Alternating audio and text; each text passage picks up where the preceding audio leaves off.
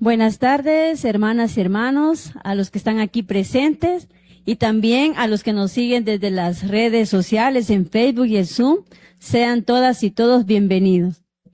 Hoy a nuestro quinto análisis de coyuntura y estamos en una semana que nos preparamos para también celebrar desde la Iglesia, ¿no?, católica, el Pentecostés. Entonces, en este marco también de esa rúa que nos empuja y que nos mueve, el análisis de hoy llamado la rúa, fuego que dinamiza y que renueva nuestra esperanza, especialmente, ¿verdad?, en estos contextos que estamos viviendo.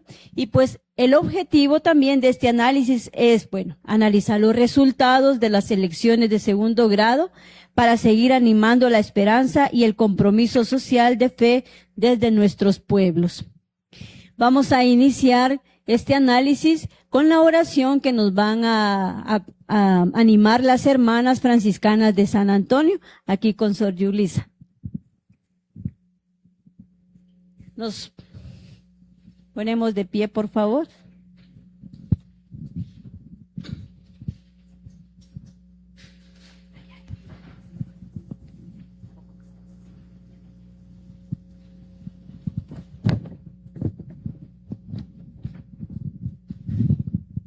Buenas tardes, hermanos, paz y bien. Vamos a dirigirnos a este buen Dios para que sea Él quien dirija nuestros pasos, nuestro camino, nuestra realidad coyuntural. Decimos en el nombre del Padre, del Hijo y del Espíritu Santo. Amén. Padre, te ponemos en tus manos nuestros miedos e ilusiones. Nosotros ponemos la fuerza y sinceridad de nuestra oración. Guíanos, Señor, tú que eres bueno, y que tu Espíritu Santo nos ayude en cada paso. Que nuestra boca sea hoy la expresión de nuestro interior. Que nuestras palabras arranquen de lo profundo y sean verdaderas. Señor, danos un corazón limpio para que podamos ver, y a ti abrimos los proyectos y planes de esta reunión. Acompáñanos, y a ti ofrecemos lo que somos y lo que tenemos. Acógenos, a ti que eres Dios de la vida. Te pedimos fuerza, ánimo, que nuestros corazones se alegren y regocijen hoy, porque todo lo esperamos de ti.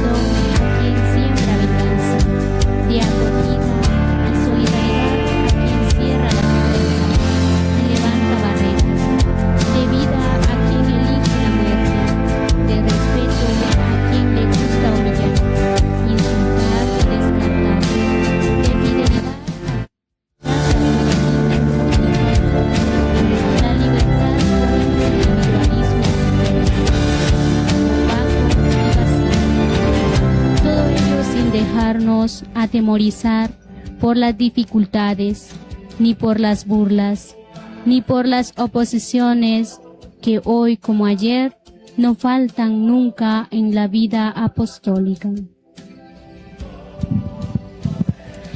San Francisco se detiene en la fuerza del viento y del fuego, símbolos del poder de Dios. Sin ese poder, subraya, nosotros solos nunca podremos derrotar el mal ni vencer los deseos de la carne, impureza, idolatría, discordia, envidia, y con el Espíritu podemos vencer. Él nos da la fuerza para hacerlo, porque entra en nuestro corazón árido, duro y frío, arruinando nuestras relaciones con los demás y dividiendo nuestras comunidades. Él entra en este corazón y lo cura todo. El soplo del Espíritu cambia los corazones e infunde audacia. Como los apóstoles, estamos llamados a anunciar el Evangelio, yendo más allá de las barreras étnicas y religiosas, para una misión verdaderamente universal, con fuerza y dulzura, con sabiduría, delicadeza y gratitud. Y al mismo tiempo que lo hacemos con nuestra fuerza, nuestro anuncio quiere ser amable, acoger a todos. No lo olvidemos, a todos, a todos. No olvidemos aquellas parábolas de los invitados de la fiesta que no querían ir. Vayan a la encrucijada y traigan a todos, buenos y malos, a todos. El Espíritu nos da la fuerza para salir y llamar a todos. Con esa amabilidad, nos da la amabilidad de acoger a todos. Necesitamos esperanza, necesitamos levantar la mirada hacia horizontes de paz, fraternidad, justicia y solidaridad. Esta es la única forma de vida. Hay otra, por supuesto, por desgracia, a menudo no parece fácil. De hecho, a veces es sinuoso y cuesta arriba. El camino es cierto, pero sabemos que no estamos solos. Tenemos la seguridad de que, con la ayuda del Espíritu Santo, con sus dones, juntos podemos recogerlo y hacerlo cada vez más practicable también para todos los demás.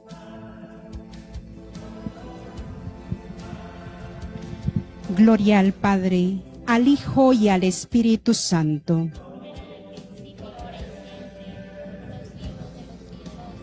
Gloria al Padre, al Hijo y al Espíritu Santo. Gloria al Padre, al Hijo y al Espíritu Santo. Amén.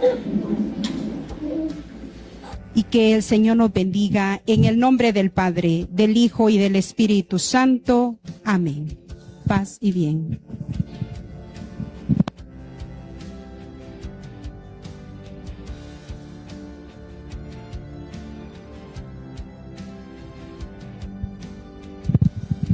Muy bien, agradecemos a nuestras hermanas franciscanas de San Antonio por animarnos y conducir este momento, iniciando con esta oración que nos prepara ya también. Vamos a darle la bienvenida ahora a la licenciada Lisa Noriega. Ella será nuestra moderadora en este análisis.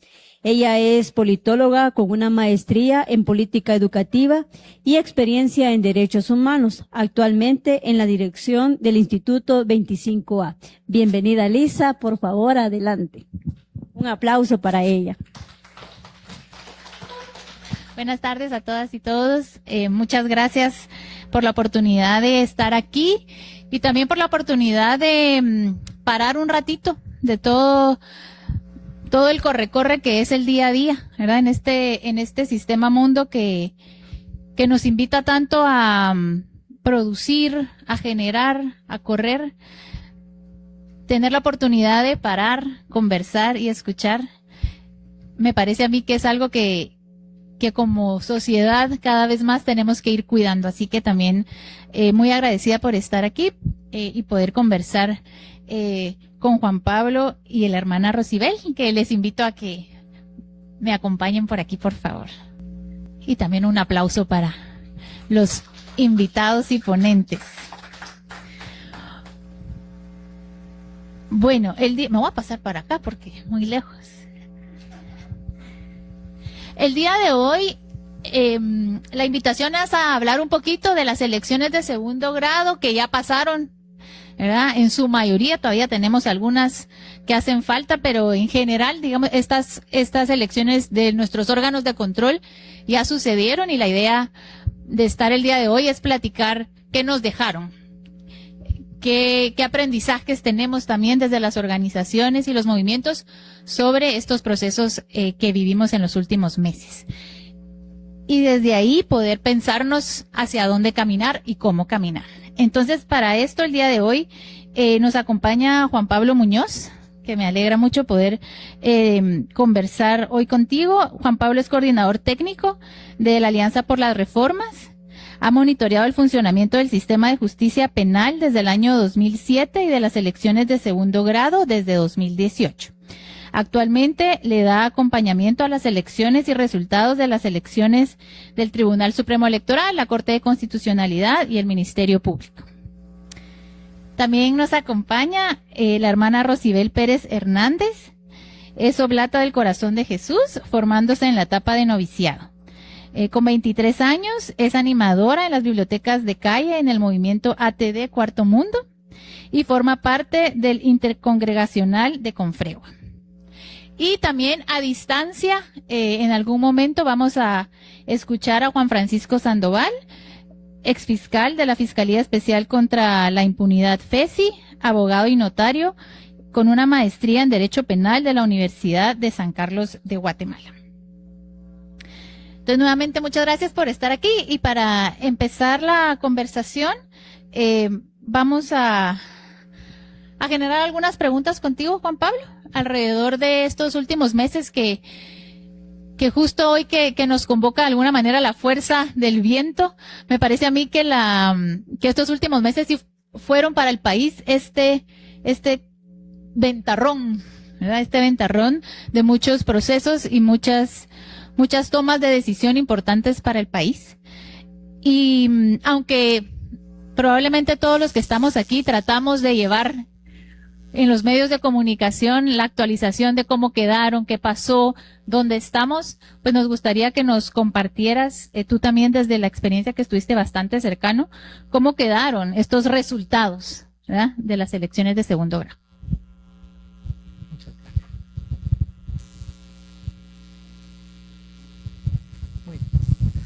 Muy buenas tardes a todas y todos. Gracias, hermanas y hermanos, por la oportunidad y el espacio de compartir aquí con ustedes y también aquí al frente. Vamos a hacer una reflexión de cada uno de los tres procesos, si les parece, para empezar con el Tribunal Supremo Electoral, el encargado de organizar dos elecciones, las de 2027 y las de 2031.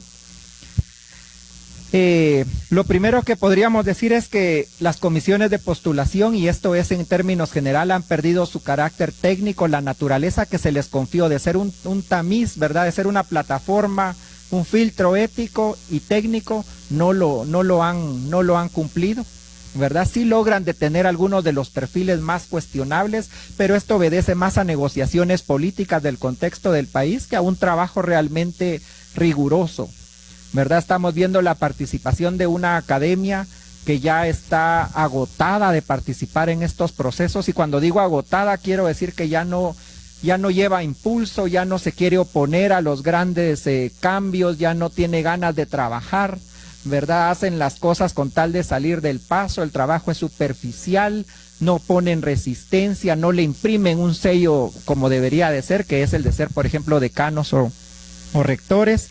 Se predomina lo político sobre el mérito, ¿verdad? Además, el proceso se ha convertido en una negociación de poder.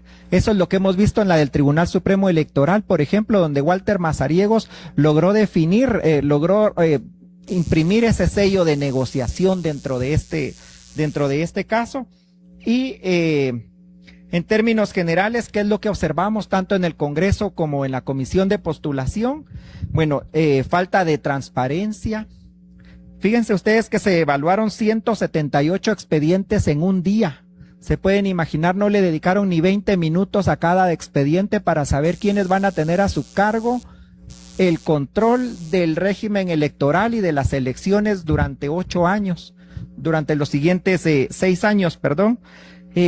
encontramos también que no hay instrumentos objetivos, no se mide adecuadamente la honorabilidad, no hay una discusión, eluden, tienen miedo, no les gusta hablar sobre el concepto de honorabilidad, hacen como que lo presuponen, como que se entienden entre ellos, pero realmente no hay un debate respecto de quién es honorable y quién no, eluden decirlo, ¿verdad? Esa es parte de ese agotamiento que decíamos de los participantes en las comisiones de postulación, ¿verdad? No quieren meterse a problemas, no quieren decir si tal persona es o no honorable, esa discusión se vuelve secundaria, se ignoran los señalamientos que interpone la ciudadanía, los escuchan, debe de tener un efecto interno, claro, en la subjetividad, eso sí, pero para efectos prácticos no les sirve a ellos para poder hacer un debate. Y también otra cosa que estamos observando es que los grupos democráticos que logran acceder a los procesos de comisiones de postulación van debilitados, son minorías, ¿verdad? Dan importante pelea, digamos, logran detener a los perfiles más cuestionables, eso es verdad, pero no logran tampoco ser ellos quienes levanten a los mejores perfiles. De ahí que nos estemos quedando constantemente en las listas de los grises. ¿Qué nos queda? Predominio de perfiles para el Tribunal Supremo Electoral para los próximos años, conservadores vinculados a las élites políticas y económicas, personas confiables para el sistema, y esto nos pone ante el riesgo de una falta de independencia ante los partidos políticos. Recordemos que casi todos fueron electos por 140 votos o más, ¿verdad? O sea, bastante consenso en elegir a ese Tribunal Supremo Electoral. Y por último, poca experiencia. Realmente no hay alguna persona de las que quedaron que tenga una trayectoria dentro del Tribunal Supremo Electoral, ¿verdad? Y que conozca a profundidad los grandes dilemas, los grandes necesidades del sistema electoral. Después pasamos a la Corte de Constitucionalidad, ¿verdad? Con toda la importancia que se ha convertido más que en una corte, en un árbitro político, en el caso de Guatemala. Aquí algunas dinámicas del poder, vimos el intento de reelegirse de perfiles cuestionados, todos los magistrados se querían reelegir, ex magistrados de Corte Suprema de Justicia, toda clase de funcionarios públicos trató de reelegirse en este proceso. Había mucha presión política sobre cada uno de los órganos nominadores y el derecho penal también tuvo efectos de presión en las decisiones de estos.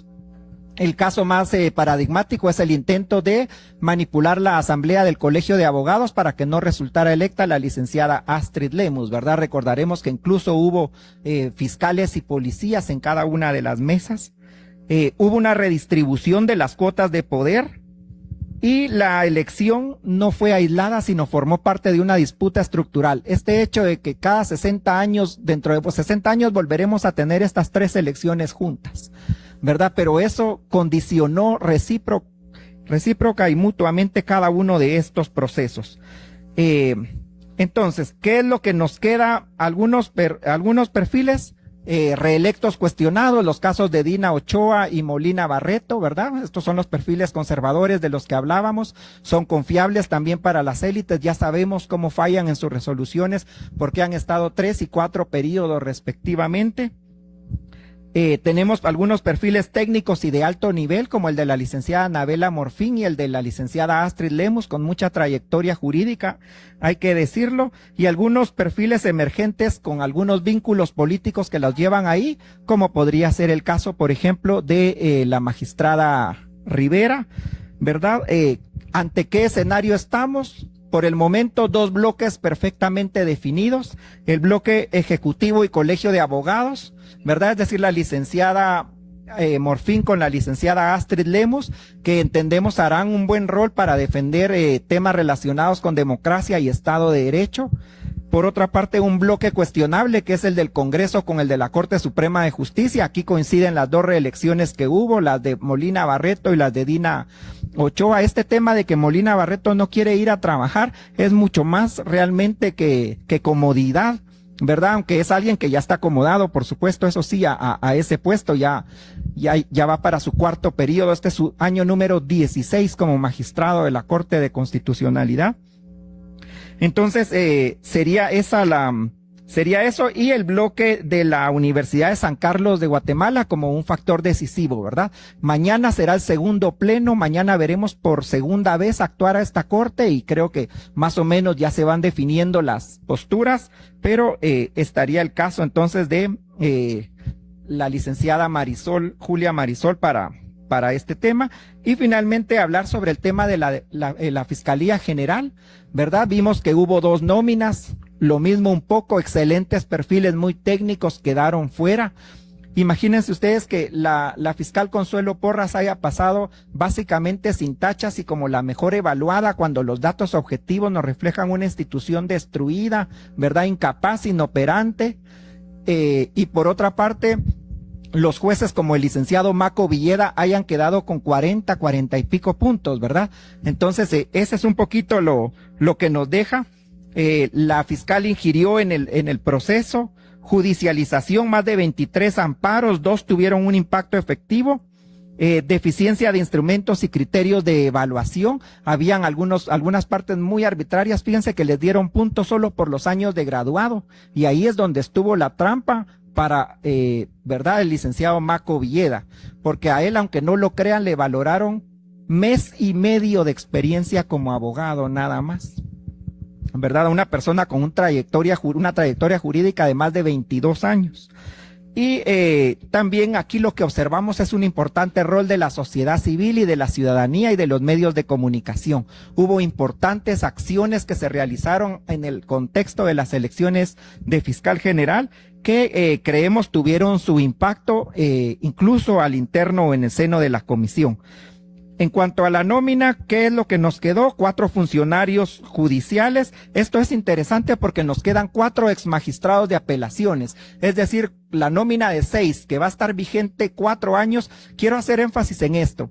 Esa nómina va a estar 4 años. Si el licenciado Gabriel García Luna, que es uno de los 6 y que resultó nombrado por el presidente, llega a ya no estar en cualquier momento de aquí a 2030, lo tendrá que suceder uno de los otros 5 que se quedó, ¿verdad? O sea, esa nómina no se desaparece, no se difumina, se mantiene ahí, como dicen, como una espada de Damocles, ¿verdad? Y esa era un poco la lógica de cambiar de la primera a la segunda nómina, porque en la primera nómina había otro perfil, digamos, bastante aceptable, que era el de la exfiscal Tatiana, muy independiente, con mucho conocimiento. A ella la logran sacar en la segunda nómina. Entonces esto hace que se tenga que reforzar, ¿verdad? Que era solo una la opción, la del licenciado Gabriel García Luna, pero también que no hay otra opción después de él. Si llega a pasar, digamos, una renuncia o modifican la ley orgánica del Ministerio Público. Entonces, eso para terminar en esta primera parte, el fiscal nombrado, el licenciado Gabriel García Luna, era pues la mejor opción dentro de la nómina que llegó, ¿verdad?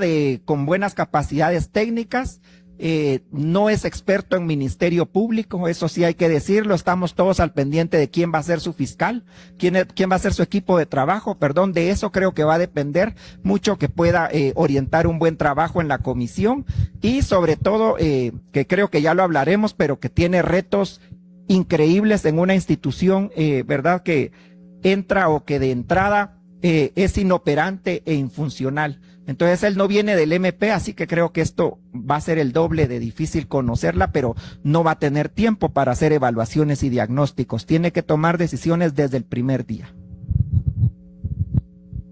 Muchas gracias, Juan Pablo. Gracias por ese detalle con cada una de las elecciones que vivimos y que de alguna manera nos da un resumen de cómo quedaron y creo que tú ya también adelantas de alguna manera cuáles son los retos que se tienen en cada una de las instituciones.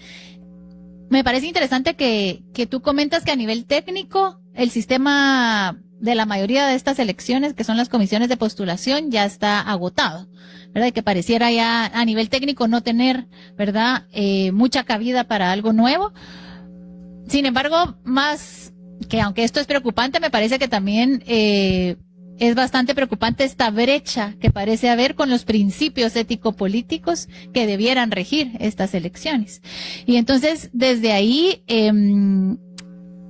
me parece que los resultados de estas elecciones también tienen que ver con que los actores tradicionales y las dinámicas de poder tradicionales siguen primando, ¿no? Y tú decías, sí, también una sociedad civil o movimientos sociales que están allí, pero que parecen también estar ya cansados, ¿verdad? O solos de alguna manera, o pareciera, ¿verdad? Que estar solos, creo que eso entonces me lleva a la segunda pregunta que tenemos, y es ¿qué ganamos y qué perdimos con estos procesos? Tal vez aquí, no tanto en cada elección, porque creo que esto ya tú lo nombraste en esta primera pregunta, sino a nivel general, como país, como pueblo, como organizaciones, ¿qué ganamos con estas elecciones? Me parecería ahí también como qué ganamos y qué posibilidades, ¿verdad? Como de esperanza podemos tener desde la experiencia, y a la vez qué perdimos o qué estamos a punto de perder. También otros 10 minutitos. Bueno, ¿qué ganamos? La verdad es que lo que ganamos es mucho trabajo, ¿verdad? Porque lo que se viene para reconstruir cada una de esas instituciones es gigantesco. La posibilidad definitivamente termina un periodo, una época que es el de Consuelo Porras, que por supuesto no es ella. Decimos Consuelo Porras, pero atrás de ella hay toda una maquinaria, ¿verdad? Influenciando desde el Ministerio Público adentro y afuera. Entonces va a quedar mucha de esa gente, la impronta de esa gente va a seguir como una sombra en la institución durante mucho tiempo, y si el nuevo fiscal no entra, digamos, a enfrentar esa realidad, a reconocer, como se dice más o menos con este concepto de la justicia transicional, que es una justicia especializada en momentos posteriores a graves violaciones a derechos humanos, sino que si quiere entrar a una institución en términos de normalidad, como que nada malo y nada grave y nada crítico pasó, se le va a pasar el tiempo y se van a lograr reconstruir esas estructuras. Entonces, ganamos también, creo yo, mucho conocimiento sobre cómo funciona el Estado.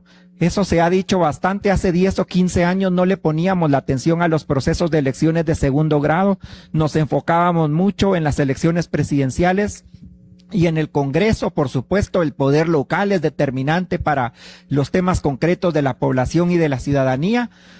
Pero yo creo que a partir de este momento las elecciones de segundo grado ya no volverán a ser solo un tema de élites, ¿verdad? De alguna manera se popularizó y democratizó el conocimiento sobre el tema, que lo podemos ir perfeccionando, que todavía nos parece complejo, que todavía tiene muchos espacios de incidencia que no ocupamos, eso es verdad, pero que vamos a ir mejorando como organizaciones civiles, de sociedad civil, para los próximos procesos. ¿Cuáles son los siguientes? Por ejemplo, ya en cuestión de un mes y medio se convoca para Contraloría General de Cuentas, ¿verdad? Que no es menos importante que las anteriores. Ahí está toda la posibilidad de enfocarnos en la calidad del gasto y la corrupción dentro del Estado.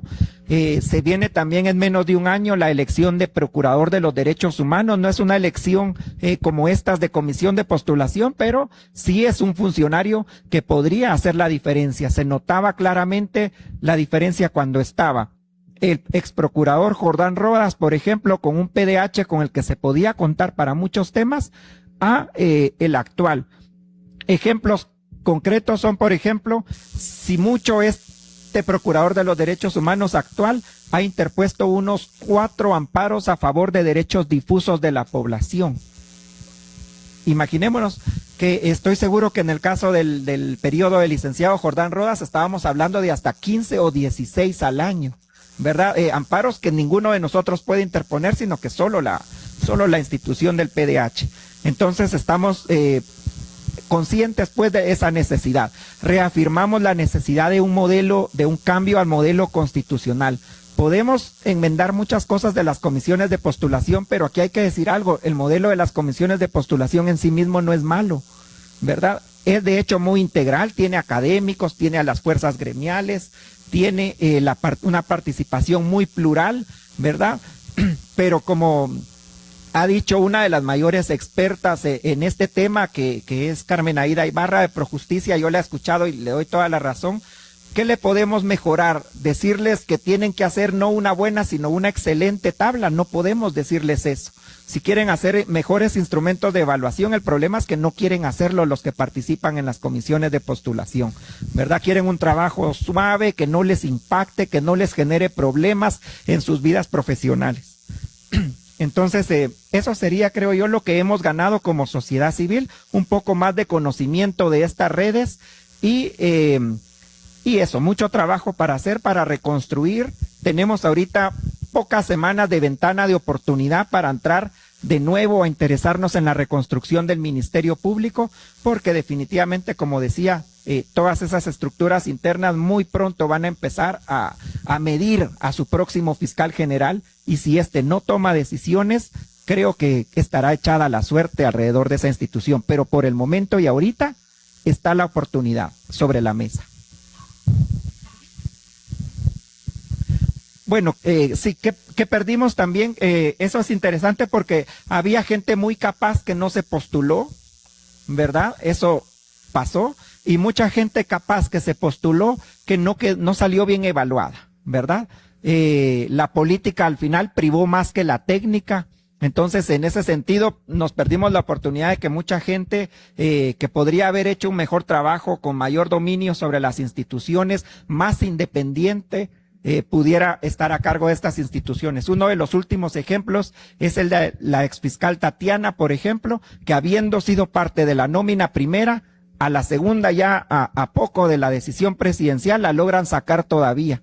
Y así como a ella, con la operación en contra de los jueces, por ejemplo, dejan de entrada fuera al licenciado Marco Antonio Villeda, aunque muchos dicen que está haciendo un muy buen trabajo como ministro de Gobernación. Entonces, de alguna manera se sigue aprovechando su capacidad técnica, pero así como estos dos, se queda también mucha gente por fuera, digamos, para otro periodo más. Gracias, Juan Pablo. Tú dices ya que justo, digamos, nos empezamos a encaminar al 2027, al tema electoral, y que estos resultados de alguna manera también comienzan a configurar el sistema institucional que va a recibir al nuevo gobierno, a las nuevas elecciones. Entonces, sobre esta mirada, ¿qué posibles caminos consideras tú que tenemos? Yo te diría también como personas desde la fe, como organizaciones sociales, como movimientos, hacia lo que ya se está viendo también en los territorios, que el tema electoral ya comienza a sonar, ¿verdad? Con el poder local, con los diputados, de alguna manera ya cuando uno viaja ya comienza a ver que este tema, ¿verdad?, de las elecciones de segundo grado, allá ya, si fue lejano de hace unos meses, ahorita ya se cerró, ¿verdad? Y ya comienza todo el tema electoral. Entonces, sobre los resultados, ¿qué consideras tú que tenemos de este lado oportunidades para hacer o caminos para empezar a construir?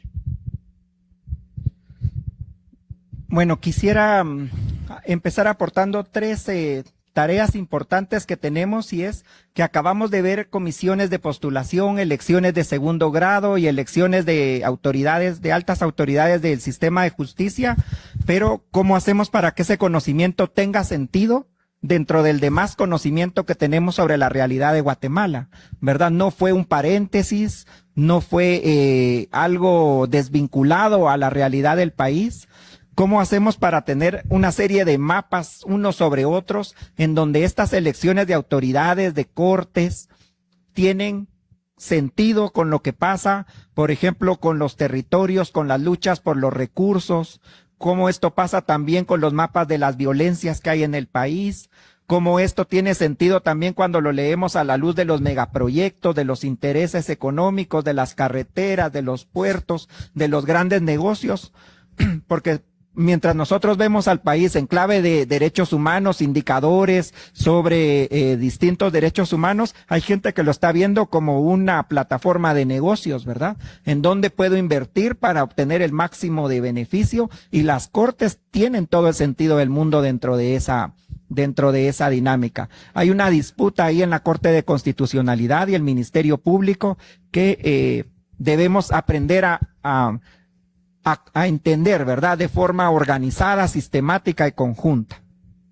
El otro tema es la cuestión electoral, como ya mencionabas, todos los domingos desde hace 2 meses, quizás las noticias ahorita han sido apabullantes en el sentido de las elecciones de segundo grado y de justicia, pero las alianzas que se están moviendo en lo local y a lo nacional entre los partidos políticos ya están prácticamente prefigurando lo que van a ser las elecciones de 2027.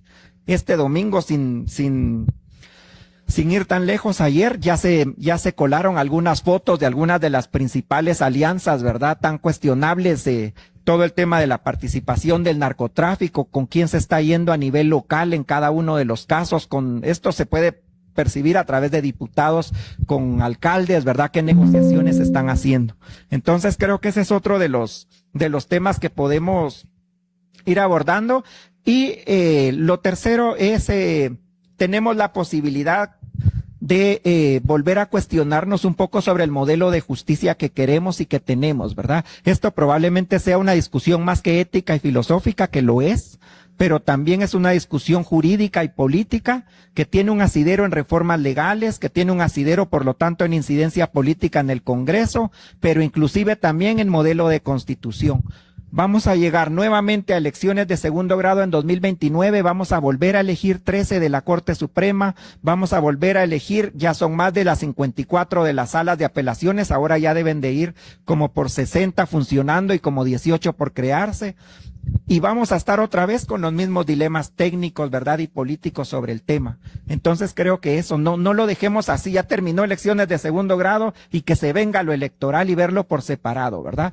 Hay que impulsar un proceso de reformas al sistema de justicia pronto, porque cuando menos lo sintamos, volveremos a estar en este proceso. Sin lugar a dudas, si las cortes hubieran salido mejor en 2024, hubiéramos tenido mejores posibilidades este año de que las elecciones salieran un poco mejor.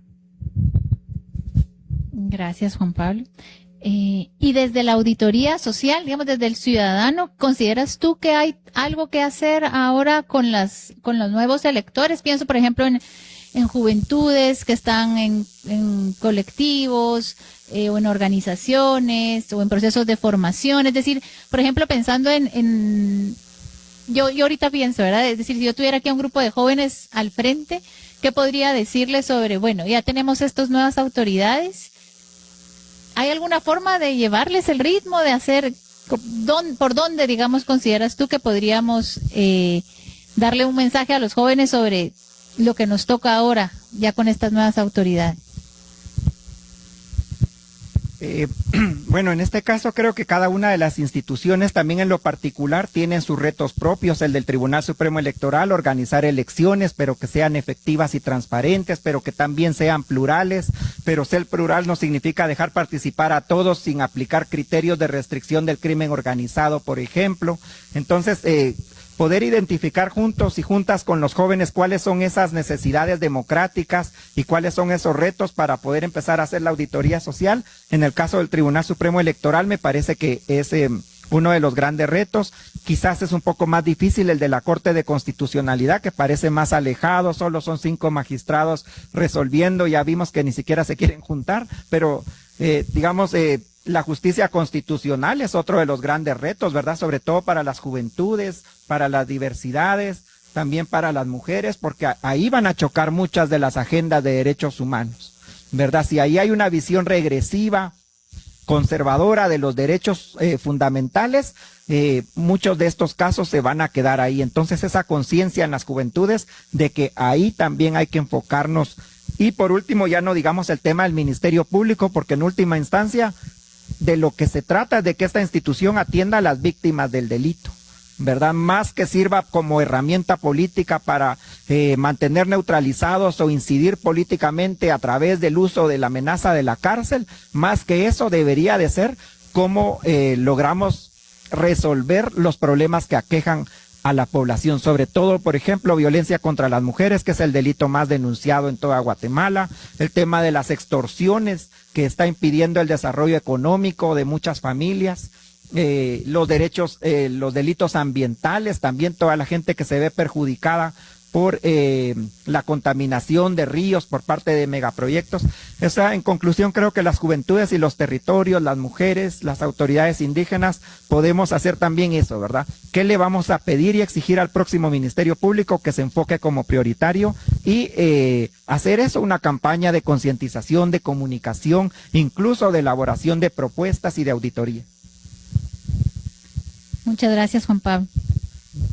Muchas gracias, y creo que justo ahorita con tu última respuesta, me parece como muy importante lo que dices, porque al final es regresar a los grandes sentires y necesidades de la población, ¿no? Es decir, no tenemos que irnos tan lejos para hablar del agua, de la tierra, ¿verdad? De la vida digna misma, ¿no? Y que eso de alguna manera estas autoridades también tienen responsabilidad ante la vida que tenemos. Entonces, muchas gracias ahí también por los consejos. Vamos a pasar en este momento al video que les comentaba en un inicio de Juan Francisco Sandoval, a quien le hicimos la siguiente pregunta: ¿qué lectura haces de los resultados de las elecciones de segundo grado? Y Juan Francisco muy amablemente nos grabó un videíto que ahorita vamos a compartir, y sobre ese video, Juan Pablo, te voy a también hacer la pregunta para que reaccionemos un poco como si Juan Francisco estuviera aquí. ¿Qué conversación podríamos tener?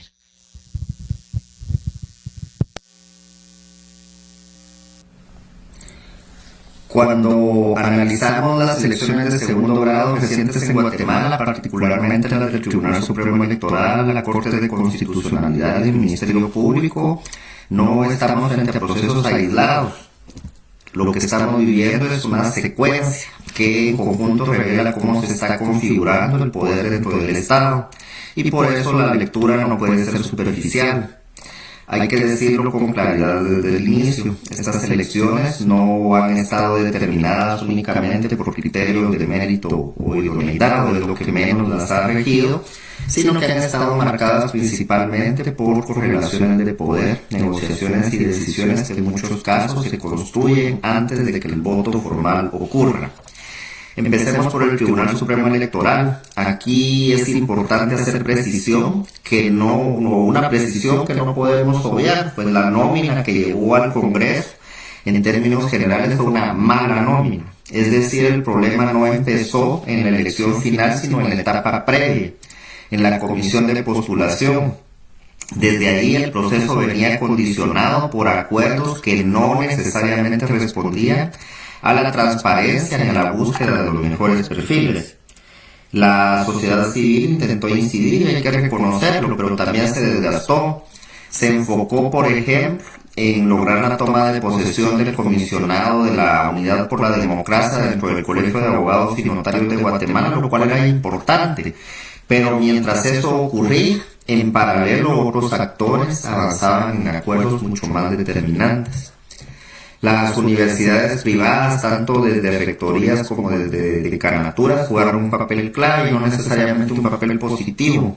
Hubo acuerdos que no favorecieron la transparencia en el proceso. A esto se suma la figura de Walter Mazariego, rector de la Universidad de San Carlos, quien por ley preside la comisión de postulación. Es decir, la integración misma del órgano encargado de filtrar los perfiles ya tenía elementos que generaban dudas legítimas sobre la independencia del proceso. Sin embargo, aquí se da una paradoja interesante. Pese a que la nómina era deficiente, el Congreso logró descartar algunos de los perfiles más cuestionados, y esto no convierte el proceso en un buen proceso, pero sí demuestra que incluso dentro de estructuras altamente criticadas hay momentos donde se generan ciertos contrapesos, y eso también hay que decirlo con honestidad. Pasemos a la Corte de Constitucionalidad. Aquí lo que vimos fue un proceso fragmentado, donde cada elector tomó decisiones bajo lógicas propias, pero atravesadas por factores políticos. En el Consejo Superior Universitario, Consuelo Porras no logró ser electa. Fueron designados Julia Rivera como titular, con los vínculos que tiene con Walter Mazariegos, y Julio Arrieta como suplente. En la Corte Suprema de Justicia ocurrió algo similar. Tampoco fue favorecida Consuelo Porras y se eligió a Dina Ochoa como titular y a Claudia Paniagua como suplente. Y que en el Consejo Superior Universitario, donde ya hablamos de los julios que fueron electos, también ocurrió el fenómeno de que 27 de los 41 electores tenían los cargos vencidos. Y además esos procesos, además de esas controversias, tuvieron otras. Por ejemplo, en el caso de la Corte Suprema de Justicia, hubo denuncias sobre posibles intromisiones del encargado de negocios de la Embajada de los Estados Unidos para influir en la elección. Y no fue exitosa esa gestión. Sin embargo, pues fueron elegidas Dina Ochoa y Claudia Paniagua. En el Congreso también se denunciaron presiones provenientes del mismo país para impulsar la designación de Roberto Molina Barreto. Aquí la decisión del Congreso nos demostró que el cabildeo fue exitoso porque Molina Barreto fue electo como titular, acompañado de Luis Rosales como suplente. Es decir, vemos cómo distintos espacios responden a dinámicas de poder, incluyendo factores externos. Por su parte, en el Colegio de Abogados se eligió a Astrid Lemos como titular y a Luis Fernando Bermejo como suplente, con un intento del Ministerio Público fallido afortunadamente por irrumpir en estas elecciones. En el Ejecutivo se designó a Anabela Morfín como titular y a María Magdalena Chojolá como suplente, perfiles que también han sido percibidos como conservadores. Entonces, cuando uno ve la integración completa de la Corte de Constitucionalidad, lo que encuentra no es un criterio uniforme de independencia, sino un equilibrio de fuerzas. Y ese equilibrio, lejos de que nos genere certeza, nos genera preocupación, porque la Corte tiene capacidad de redefinir procesos enteros, de alterar reglas en marcha y de incidir directamente en la estabilidad institucional del país. Y en medio de todo ese contexto hay un elemento que no puede quedar fuera del análisis, lo ocurrido en la Universidad de San Carlos, porque no es un tema aislado, sino parte del mismo patrón. Hoy tenemos a Walter Mazariegos ocupando nuevamente la rectoría de la USAC en condiciones ampliamente cuestionadas, derivadas de un proceso señalado de fraude, y lo más grave es que ocurre cuando se hayan cumplido, y sin que se hayan cumplido, quiero decir, plenamente resoluciones de la Corte de Constitucionalidad. Es decir, estamos en un escenario donde incluso las decisiones del máximo Tribunal Constitucional no están siendo efectivamente acatadas. Y esto no refleja un problema institucional, sino la parsimonia con la que la sociedad ha reaccionado frente a hechos de gravedad. Cuando se normaliza una elección cuestionada, se imponen elecciones pese a resoluciones judiciales, se quebranta el principio de legalidad. Y esto conecta directamente porque ocurre en los procesos de elección de segundo grado. No se trata de quienes llegan a los cargos, sino también cómo se construyen las condiciones para que ciertos actores mantengan el control de espacios estratégicos. Llegamos hacia el Ministerio Público, que probablemente sea el caso más ilustrativo de cómo se distorsiona un proceso desde su diseño. La comisión de postulación fue duramente criticada desde el inicio por la tabla de gradación, esa tabla que privilegiaba de manera desproporcionada el ejercicio profesional a partir del 20º año, dejaba en desventaja a ciertos perfiles, aunque más recientes, podían tener mayor trayectoria o independencia. Ante la presión, pues esa tabla fue modificada, pero el problema de fondo no se resolvió. Se siguió privilegiando el tiempo sobre la calidad, es decir, no se evaluó necesariamente quién era mejor, sino quien llevaba más tiempo, según nosotros en ejercicio, pero vimos que pasó algo más, un criterio más cuestionable, que la evaluación se haría a partir de la juramentación en la Corte Suprema de Justicia, un punto nada menor, porque en la práctica estaba orientado a excluir o a afectar determinados perfiles. El que más resonó fue el de Marco Antonio Villeda Sandoval. Al finalizar la evaluación, la nómina se integró con Beila Estrada, César Ávila, Julio César Rivera Clavería, Gabriel García Luna, Néctor Guilebaldo de León y Zoila Tatiana Morales Valdizón, que pongamos atención en ese nombre. Pero el proceso en esa primera nómina no terminó ahí. Un amparo provisional que fue otorgado a Raúl Falla Ovalle, vinculado con la Fundaterror, obligó a repetir la ponderación, y en ese momento ocurrió un hecho de lo más grave. De manera vergonzosa se excluyó a los jueces del cómputo del ejercicio profesional, una decisión nada técnica, sino con implicaciones profundas, porque negar que el ejercicio profesional en la judicatura no constituye el ejercicio de la abogacía, es una forma de excluir perfiles independientes en el proceso. El resultado final fue una nómina que cambió en aspectos clave porque se excluyó a Zoila Tatiana Morales Valdizón, quien probablemente era el perfil más idóneo o uno de los más idóneos, y se incluyó como contrapunto a Carlos Alberto García Alvarado, gran amigo de Ronnie López, el ex fiscal, no confundirlo con el ex magistrado, muy cercano a Consuelo Porras. Entonces la nómina final quedó con Beila Estrada, César Ávila, Julio Rivera, Carlos Alberto García Alvarado, Néctor Guilebaldo de León y Gabriel García Luna. Perfiles con distintos señalamientos y vínculos que generaban dudas razonables sobre su independencia. Quizá el de Gabriel García Luna, el único perfil que pues destacaba por condiciones más técnicas en la lista, y es precisamente a partir de la nómina que el presidente tomó la decisión de designar a Gabriel García Luna como fiscal general. Una decisión dentro de un proceso altamente cuestionado introduce un elemento que no puede ignorarse. Se trata probablemente del único perfil potable dentro de la nómina, pero no significa que el contexto en el que asume es sencillo, todo lo contrario. Asume en uno de los momentos más complejos del Ministerio Público. Tiene adelante tareas enormes, la más urgente es reconstruir la credibilidad de la institución. El Ministerio Público viene de una etapa profundamente cuestionada, donde la percepción ciudadana sobre su independencia y su actuación se ha deteriorado de manera significativa. Tendrá que eliminar todas las barreras que hoy enfrentan las víctimas para acceder a la justicia, porque uno de los problemas más graves es que el sistema no está respondiendo a quienes más lo necesitan.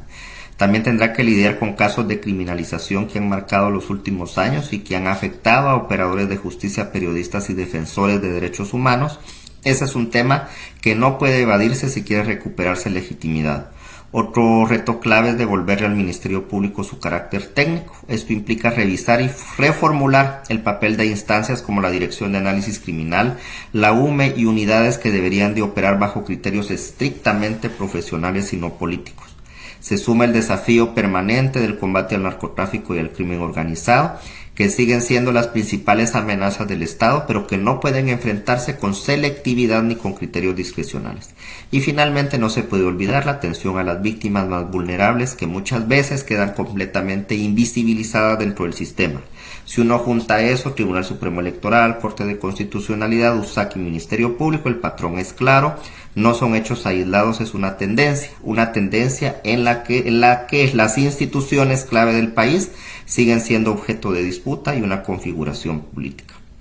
La pregunta entonces es, no solo qué pasó en las elecciones, qué implican, y qué implican es que Guatemala sigue enfrentando el desafío de construir instituciones verdaderamente independientes, porque sin eso la democracia no desaparece de golpe, pero sí se va debilitando poco a poco desde adentro. Muchas gracias. Muchas gracias a Juan Francisco desde la distancia. Juan Francisco decía, él empezó diciendo que todo el tema de los procesos de elecciones de segundo grado no son procesos aislados, sino que están todos conectados y están reconfigurando el poder. Y tú, Juan Pablo, decías un poco algo similar, que no todos estos procesos están aislados y que con el tema de las elecciones comienza también a haber un enredado, ¿verdad? O un ecosistema institucional que tenemos que ver. Entonces, preguntarte qué opinión te merece lo expresado por Juan Francisco Sandoval. Bueno, primero el respeto y aprecio al licenciado Juan Francisco, ¿verdad? Si nos está escuchando, siempre es un gusto poderle ver. Luego coincidir con todos y cada uno de los puntos que él plantea, ¿verdad? Estaba viendo que pues sí, efectivamente, creo que en muchos de los temas estamos la mayoría de organizaciones sociales coincidiendo. Anoté algunos temas aquí.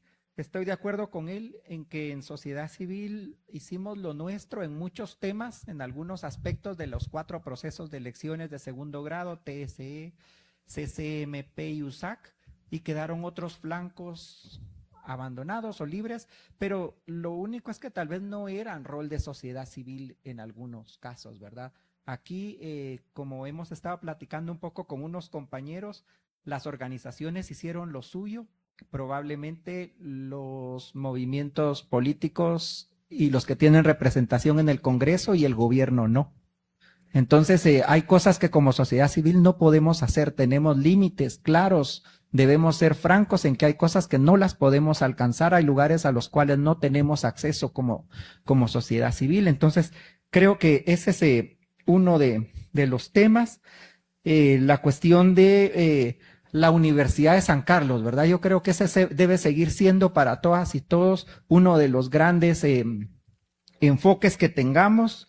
No puede quedar mazariegos ahí, sería una afrenta a la democracia, sería también para lo que venga en 2027 un mal presagio de lo que se puede alcanzar si un fraude tan descarado llega a normalizarse y a perpetrarse, ¿verdad? El mensaje que le estamos dando al próximo año es nefasto. Coincidir totalmente también con que no fue el mérito ni la honorabilidad los grandes, el mínimo común denominador de los procesos de elecciones de segundo grado. Pero insisto en esto también, ¿verdad? Es que a pesar de que esos deberían de ser los principios básicos dentro de las comisiones de postulación, los procesos no quieren, los involucrados en los procesos no quieren hacerlo, ¿verdad? No es el modelo. No sé cómo explicarlo, pero no es el modelo en sí mismo lo que está malo, porque la comisión de postulación, la ley de comisiones de postulación manda a que se atenga a mérito y honorabilidad, pero también son los que llegan a esos puestos, a esos cargos como comisionados, los que no quieren hablar en esos términos, ¿verdad? Entonces, por más que digamos o sea, ¿cómo podemos reforzarle más todavía una comisión de postulación que está obligado a ser transparente? Ya lo dice claro, usted debe ser transparente, el modelo legal hasta aquí está bien. El problema es en la práctica cuando se implementa esto. Entonces eso nos lleva a pensar realmente qué es lo que tenemos que hacer. Volver a intentar bajo las mismas reglas el modelo dentro de 3 años para las Cortes, dentro de 4 años para Fiscal General, dentro de 5 años para Corte de Constitucionalidad y dentro de 6 años para Tribunal Supremo Electoral, o hacer una recomposición, ¿verdad? Sobre este tema. Y lo último, quizás también coincidir totalmente con el licenciado Juan Francisco en que estamos ante un caso de disputa de poder. Y aquí hay que hacer esa diferencia, ¿verdad? No es, para nosotros la disputa de poder no son los casos, como sí lo son para muchas de las personas que están involucradas en la cooptación de la justicia. Cooptar la justicia para después incluso vender resoluciones concretas. Pero esto no quiere decir que no sea una disputa de poder el modelo como se eligen a las altas autoridades. No por nada esto es parte de diseño constitucional, es parte de alguna manera incluso hasta de teoría del Estado, porque estamos hablando, como decía Lisa al principio, de los entes, de los órganos de control. Entonces eso, ¿verdad? Asumir esa parte de que en el modelo hay tensiones políticas, grupos políticos y disputas y que formamos parte de ello, precisamente para que llegue la gente más idónea y que hasta acá lo que nos toca es repensar ese modelo que estamos utilizando, ¿verdad? Porque no nos está funcionando definitivamente. Muchas gracias, Juan Pablo. Con esto terminamos esta primera parte que nos habla un poco del análisis político de la realidad o el análisis político de lo que ha pasado en estos últimos meses. Y ahora hacemos el momento del espacio para la conversación con la hermana Rosibel Pérez, que ya nos invita a hablar justamente sobre el tema también que nos convoca, que es la Ruá, ¿verdad? Y entonces también como la Ruá, como esta palabra también que significa viento, soplo, y esta fuerza del Espíritu de Dios que nos mueve.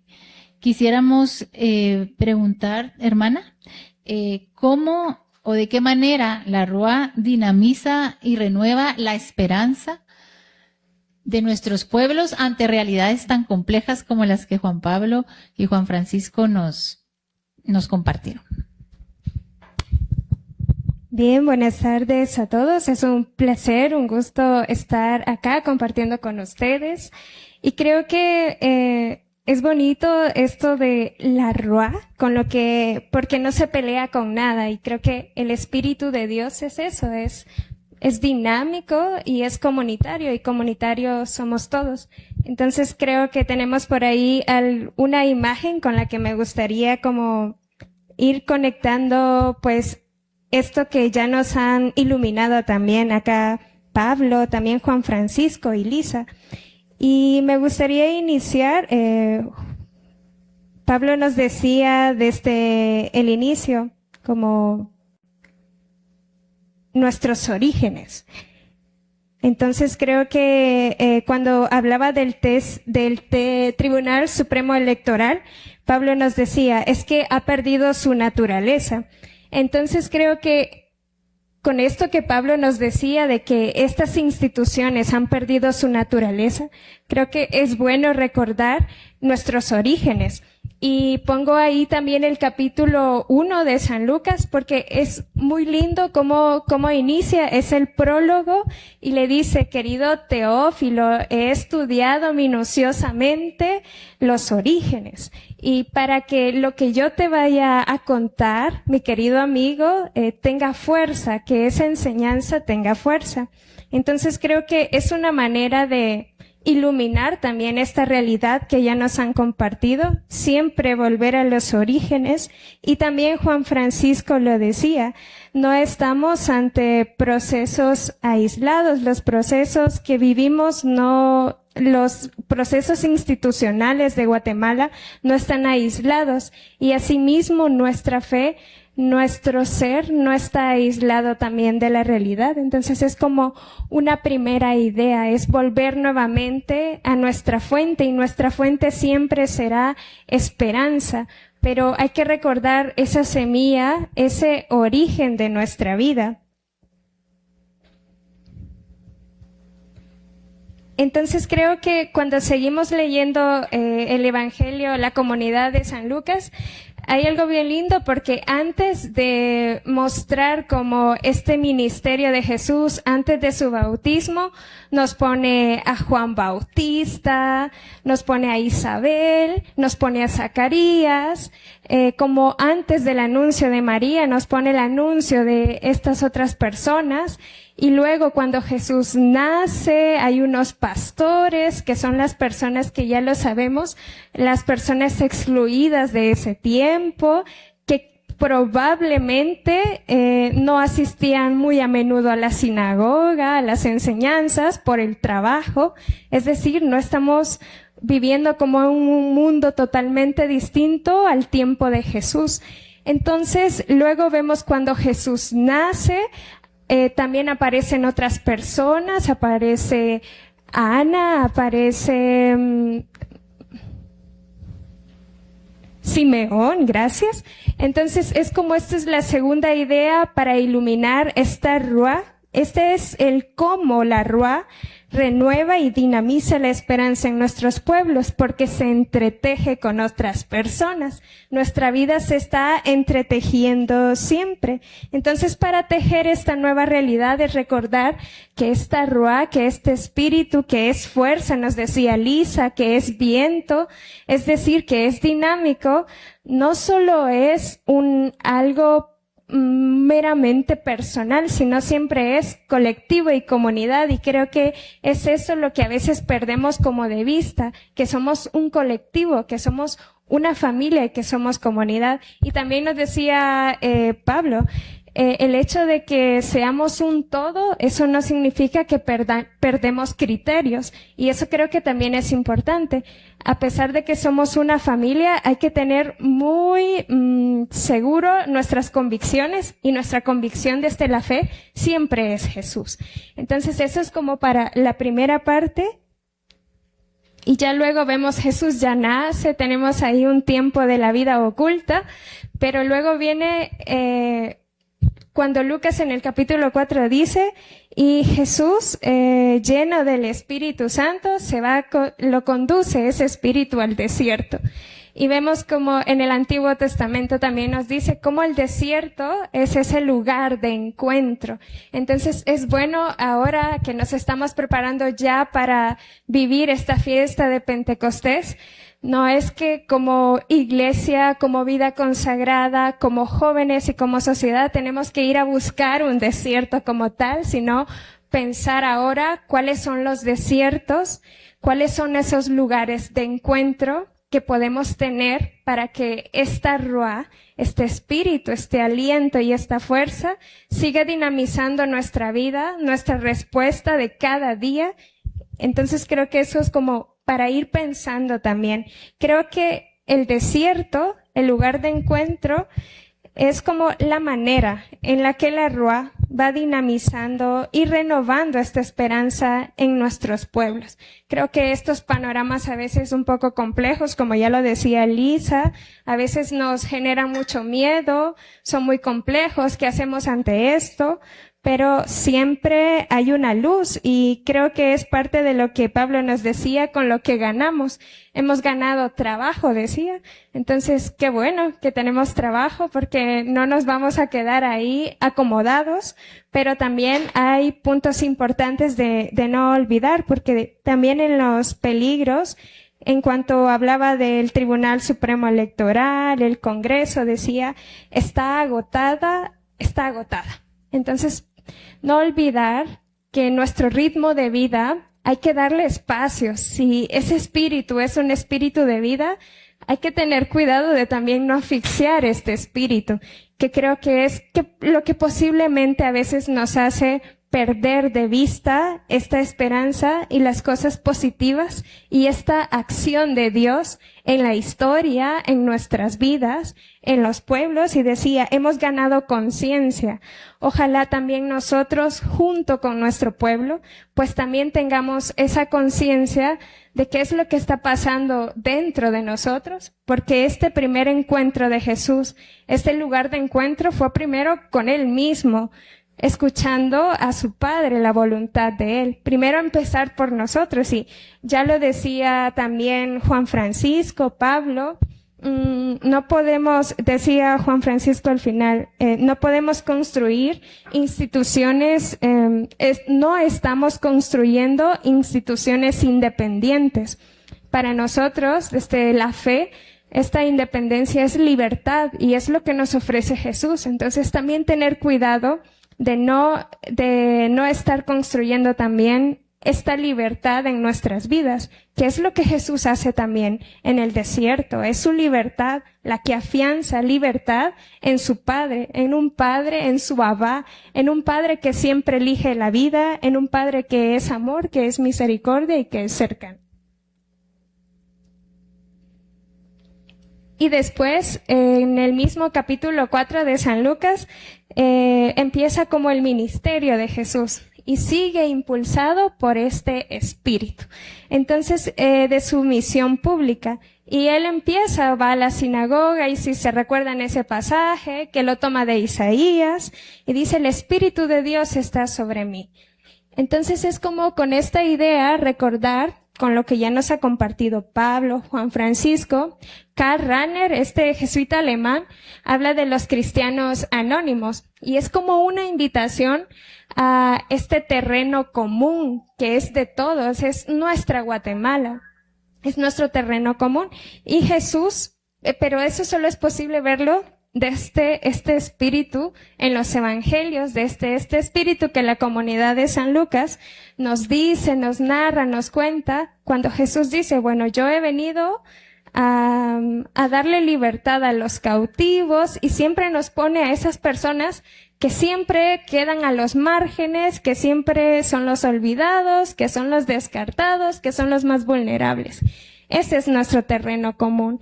Y hay algo muy lindo que decía también Pablo, haciendo resonancia a este compartir de Juan Francisco.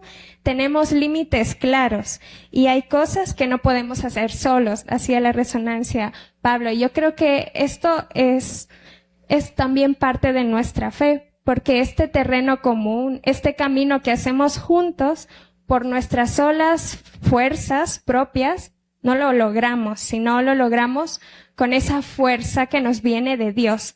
Entonces es como esta invitación constante de posibilitar el diálogo con todos, un diálogo que se dé de corazón a corazón. Y nuestras hermanas desde el inicio, desde la oración, decían, lo que ahora vamos a hablar, las palabras que hoy salen de nosotros, es lo que tenemos interiormente.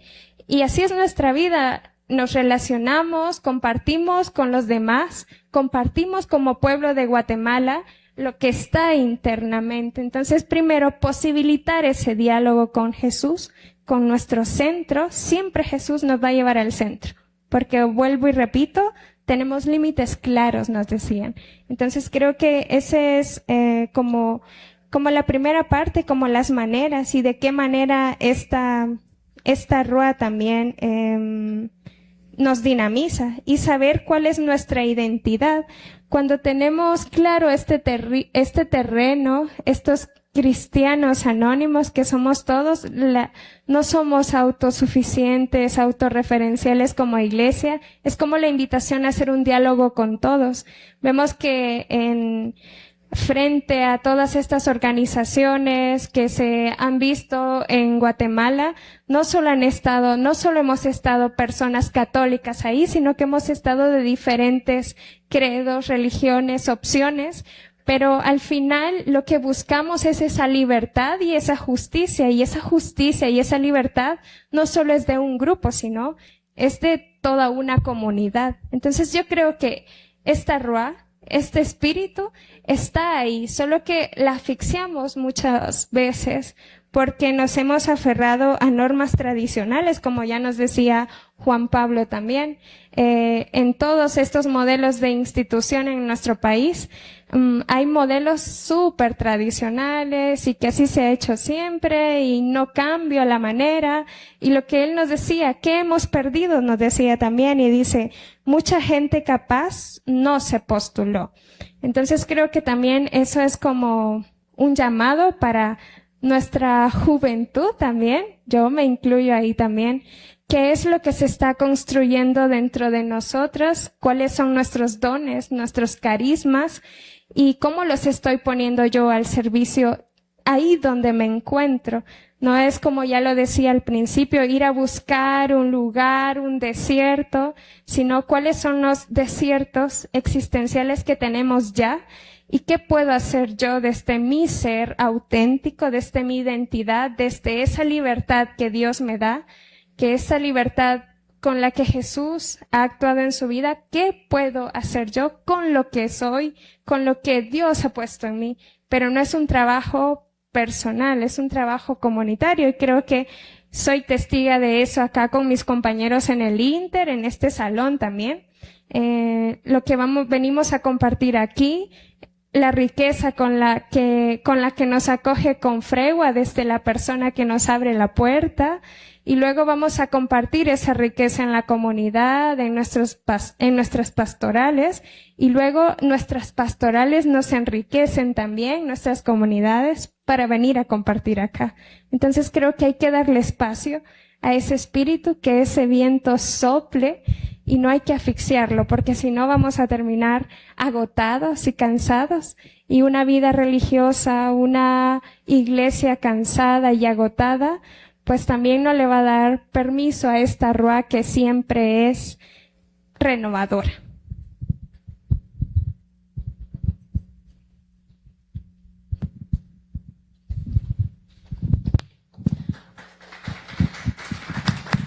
Muchas gracias, hermana Rosibel, y gracias también por alumbrarnos en esta reflexión teológica. Tú decís, nuestra fuente siempre es la esperanza, y tenemos que entretejer en colectivo, y ahí está la fuerza de la RUA, y creo que justo eso es también un poco la mirada y el sentir con el que quisiéramos irnos hoy, ¿verdad? Ante los desiertos, también a veces del país, ¿verdad? Cómo entretejer y cómo cuidar esa fuerza que tenemos.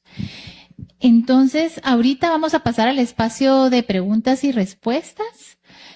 También recordando que tenemos hermanos y hermanas y compañeros que están a la distancia desde el Facebook Live escuchándonos, y que sabemos que ya hay algunas preguntas por ahí. Sin embargo, preguntar aquí también a las personas con las que estamos compartiendo el espacio si hay alguna pregunta que quisieran hacer para Juan Pablo o la hermana Rosibel.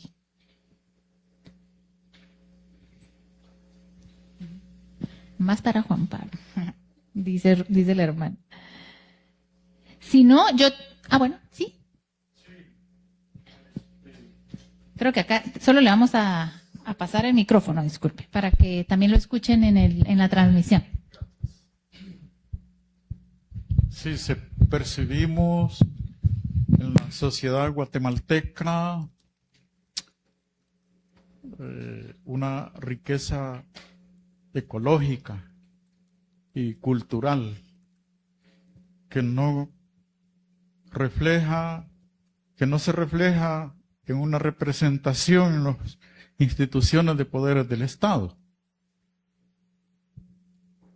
El caso de Guatemala es típico porque pareciera que fuera un Estado fallido. Intentos de elecciones de esto para que mejore el país de esto, pero ¿quiénes son los que están moviendo todo eso? Son los que han creado o están comulgando con esas leyes blindadas que han hecho de este país. ¿Qué parte tiene eso en que Guatemala sea como un Estado fallido? Que esos intentos se sabe que no va a estar representado el pueblo, sino las mismas cúpulas. Las mismas cúpulas que tienen dominado todo, copado todo. Se empieza a escuchar que Consuelo Porras se va a ir para El Salvador, que la van a recibir allá.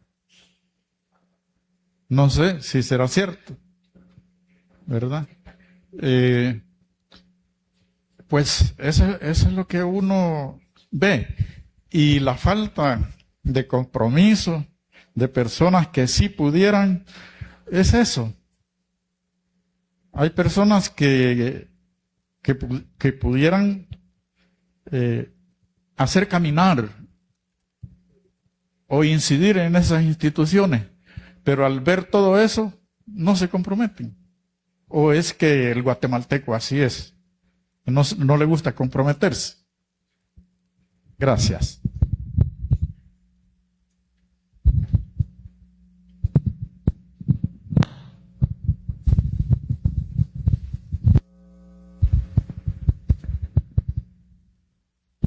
Sí, ahí, don Julián. Buenas tardes a todos. Gracias por la conferencia. Como decía Juan Pablo,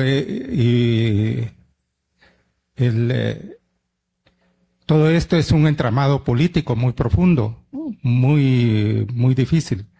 Y en ese sentido, ya hay algunas instituciones que han los resultados de las comisiones de postulación ya se ven en los cargos ya actuando, ya han tomado posesión. Me refiero específicamente al Tribunal Supremo Electoral, como el ente supuestamente regulador de la actividad política en el país, ¿ya? En ese sentido, se ha mencionado de que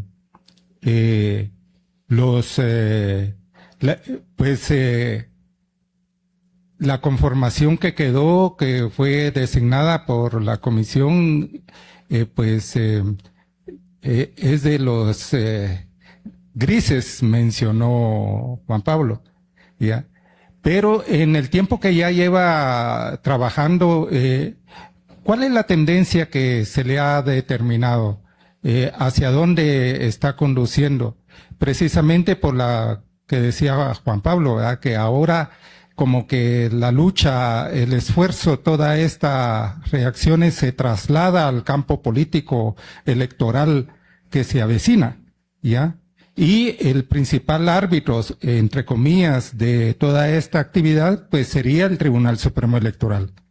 Entonces, ¿cómo han visto el actuar de los magistrados?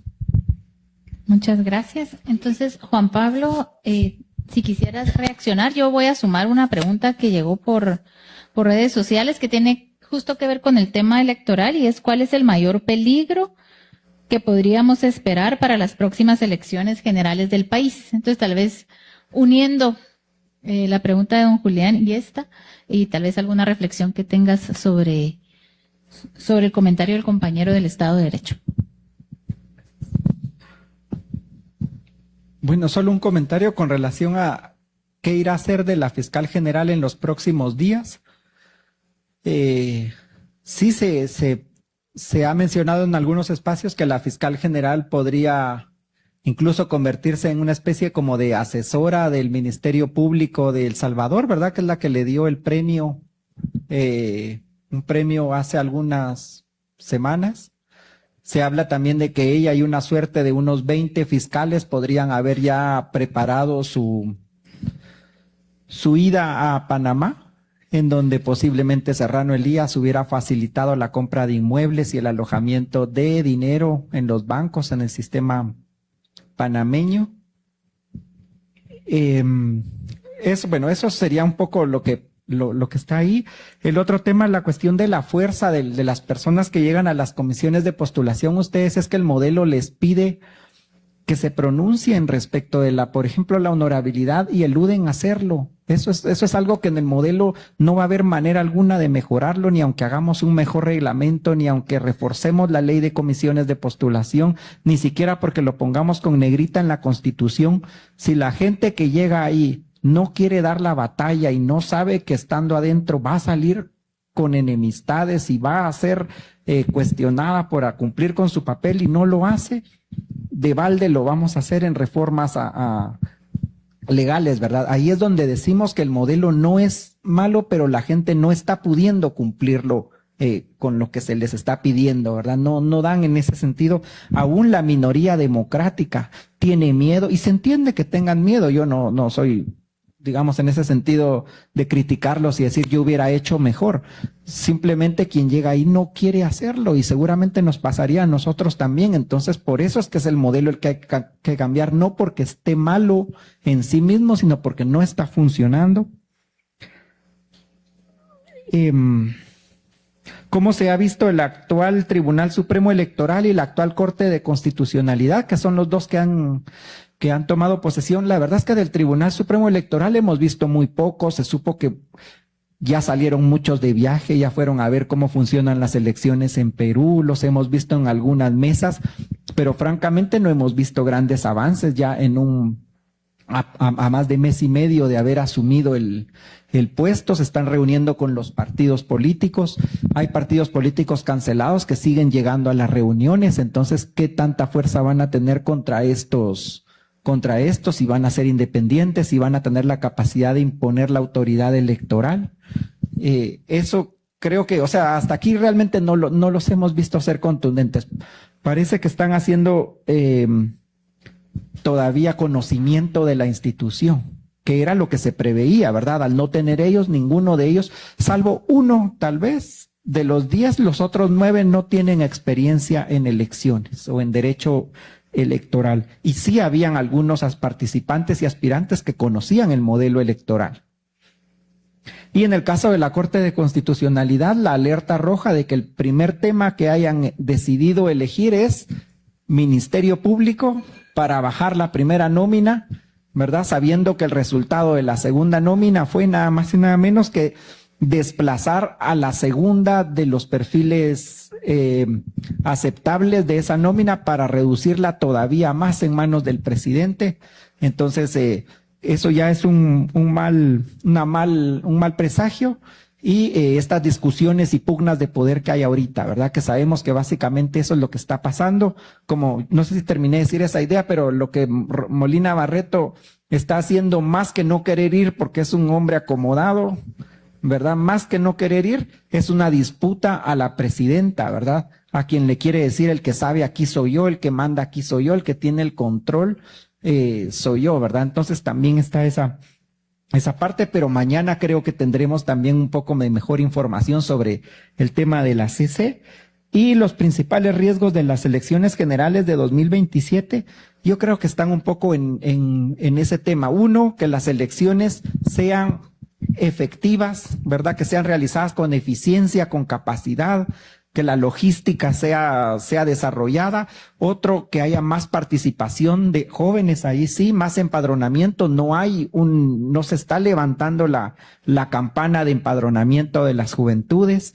El otro tema también es cómo vamos a hacer para recuperar la confianza ciudadana y que participen en juntas electorales, porque esa es la verdadera base neurálgica del modelo que tenemos. Y después de la criminalización con la que salieron varios miembros de juntas electorales de Guatemala, de Zacatepeques y de Quetzaltenango en 2023, no sabemos quién va a querer participar en ese tema. Y por último, la participación del narco, ¿verdad? Porque ya prácticamente se están moviendo la gente de Pineda, o sea, con los clanes estos en San Marcos, los Navarijos, los Suistas en Huehuetenango, los Mendoza Mata en Izabal, y los equivalentes en cada uno de los otros lugares en donde los carteles de Jalisco Nueva Generación y también el de Sinaloa operan, ya están prácticamente construyendo las redes para las elecciones, alcaldes y diputados, y estos son los que al final de cuentas le van a sumar votos a los que tengan más capacidad para llegar a la presidencia.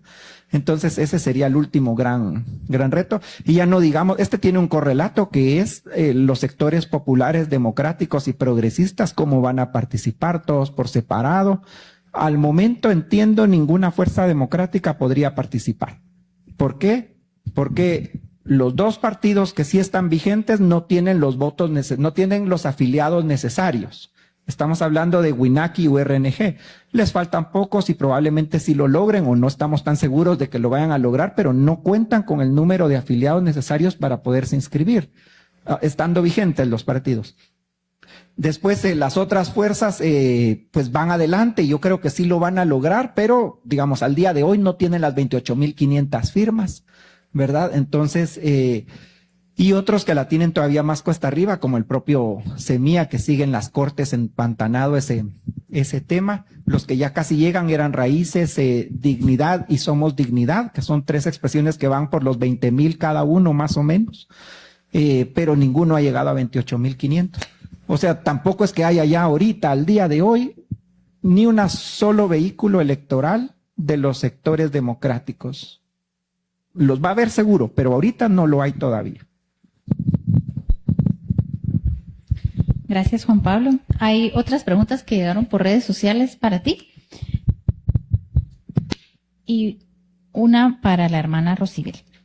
¿Qué podríamos esperar con respecto a Walter Mazariegos ante los amparos presentados y aprobados para detener su elección y toma de posesión?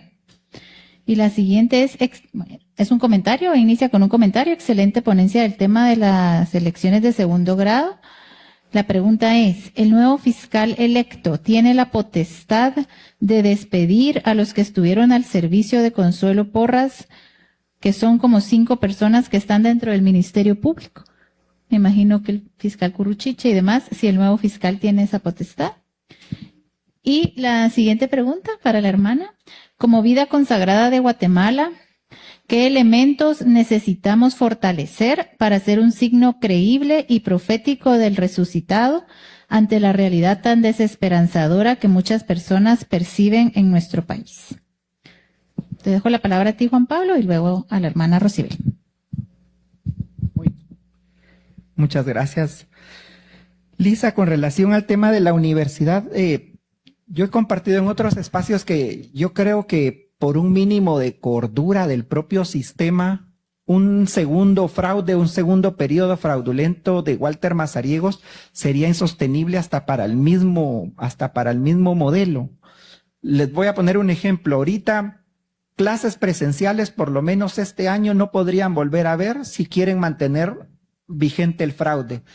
Imagínense que lo abran en junio, que lo abran en septiembre o que lo abran en octubre, la resistencia universitaria va a volver. O sea, prácticamente mantenerlo a él es tener cerrada la universidad por lo menos todo este año y abrirla bajo muchas restricciones a partir de enero del próximo año. si es que no se mantiene todavía cerrada. Imagínense ese costo que tiene para el país en tantos aspectos. Además, ahorita este fraude se hizo desde la rectoría, pero a través del Consejo Superior Universitario, y yo creo que la resistencia se va a ir también multiplicando en cada una de las unidades académicas y en las facultades.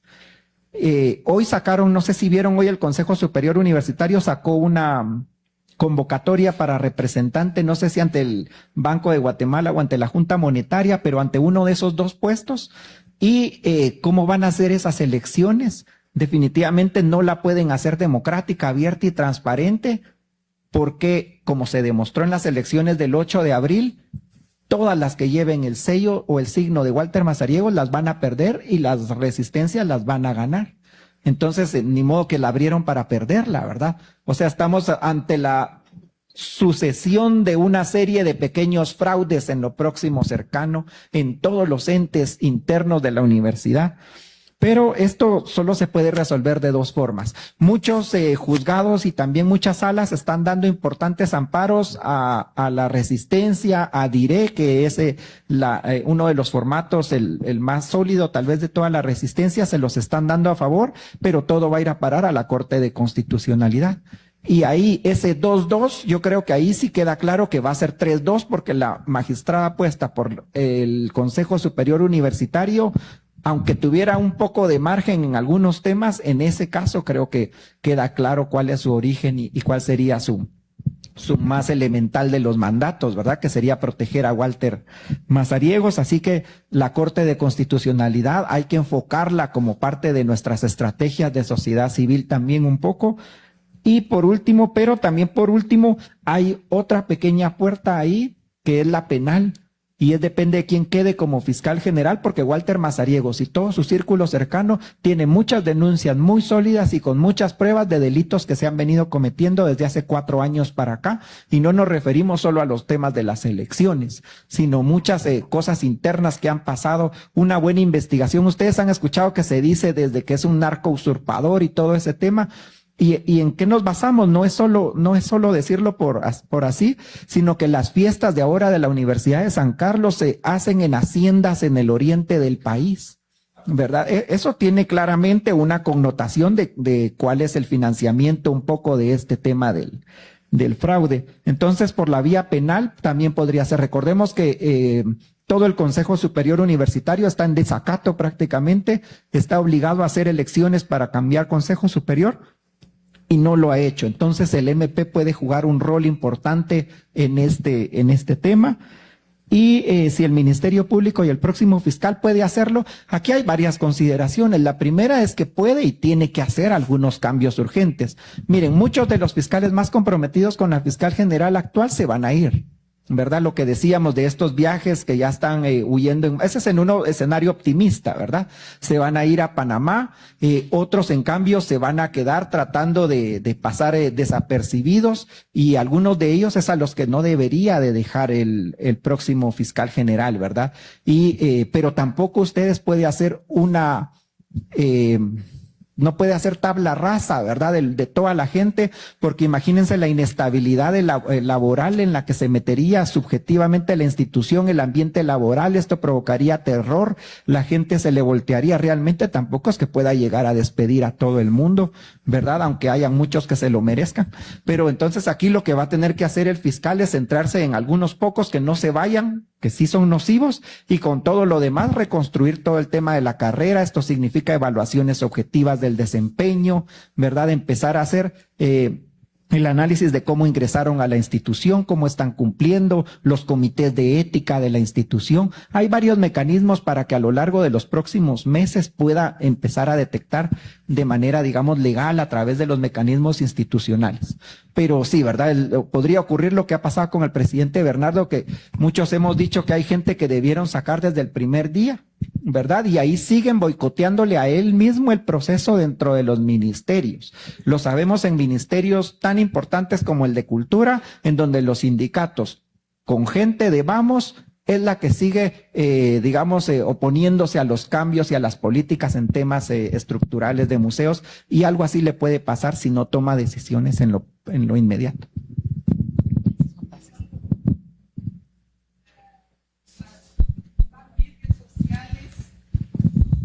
las medias sociales está diciendo que Consuelo va a crear problema para hacer la transición, que si no se publica en el diario oficial, etcétera. ¿Realmente hay algún riesgo de que ella no entregue la dirección del MP? Miren, en un mundo de mala fe y de legalismos, sí viene a ser importante este tema, ¿verdad? Yo creo que no han habido transiciones de mando directas desde hace varios periodos para acá. Telma Aldana no le entregó el poder a Consuelo Porras, si no estoy mal. Creo que la propia doctora Claudia no lo entregó en sus manos a Telma Aldana. Van a ser los secretarios. Y Pineda me imagino que es uno de los primeros que se va a ir. No creo ni siquiera que sea Ángel Pineda el que haga esa entrega. Entonces, y está ese tema ciertamente real, porque el nombramiento del presidente, ¿en qué momento se hace efectivo? ¿Cuando se dirigió a través de un mensaje a la nación o se hace efectivo el nombramiento a partir de la publicación del acuerdo en el diario oficial? Entonces, aquí vienen temas de estrategia. Si lo publica ya, entra en vigencia y también empieza a ser objeto de bombardeo jurídico, o que lo publique el viernes para que ya el sábado lo demos por hecho consumado. Pero esto es porque hay gente, ¿verdad? Abogados como estos abogados de Yamatei, legalistas, que son expertos en encontrar un punto mal en donde no lo había y creen que a partir de ahí ya descubrieron la fórmula para votar gobiernos. Entonces, yo creo que sí, efectivamente es un interesante dilema. Yo nunca lo había pensado, pero como hay que tener ahora desconfianza de todo, creo que ese debate de repente traiga alguna sorpresa, pero en general yo pienso que mañana saldremos de duda de si el proceso se queda o definitivamente ya es zanjado. Aquí el tema va a ser que si el próximo fiscal asume el domingo, más bien hay gente que ya estará pensando en su salida. Para nosotros, que somos personas bien intencionadas, personas que pensamos, digamos, correctamente, estaríamos hablando de un fiscal de 4 años que tiene ese plazo para hacer una reconstrucción, bien o mal. Ya serán sus capacidades y su equipo, pero hay gente que estará pensando cómo lo saca al día siguiente.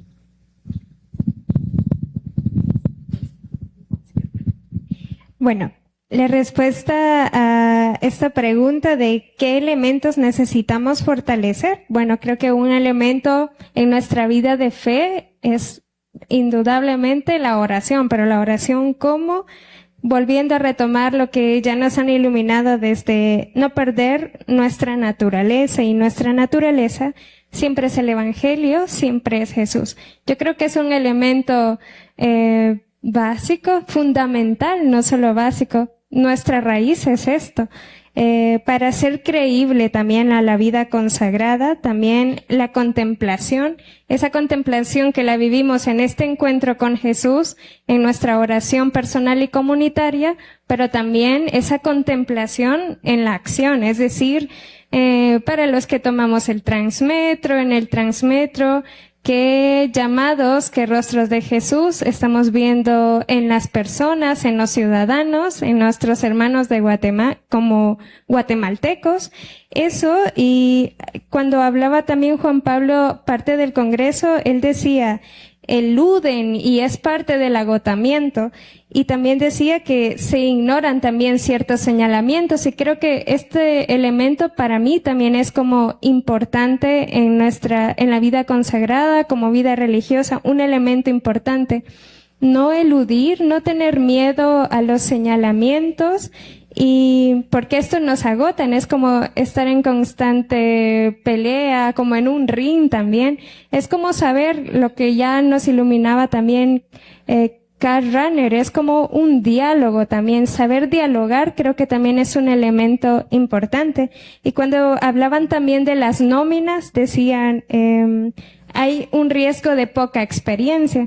Entonces creo que, aunque parece un poco negativo y caótico, pero creo que también es un elemento que nos puede ayudar.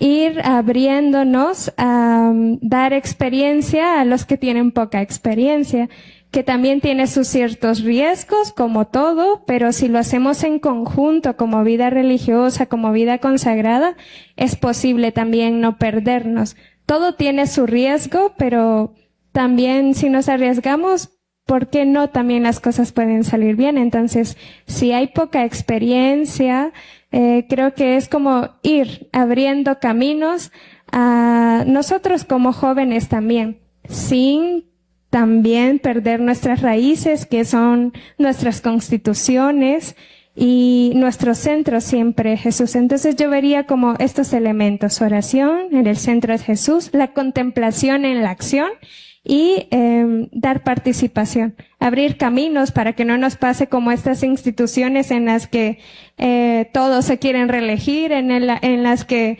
hay personas acomodadas en los puestos.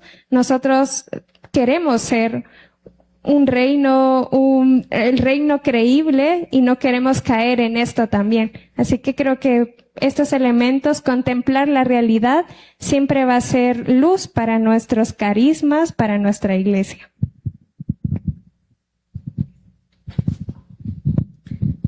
Muchas gracias, hermana Rosibel y Juan Pablo, por estos aportes.